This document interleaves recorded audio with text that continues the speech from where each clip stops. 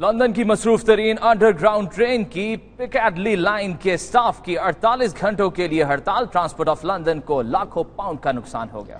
لاکھوں مسافر پریشان ہیں۔ ہیتھرو ایئرپورٹ اور وسطی لندن کا ٹرین رابطہ کٹ گیا۔ مزید تفصیلات بیورو چیف UK غلام حسین اوان کی اس رپورٹ میں۔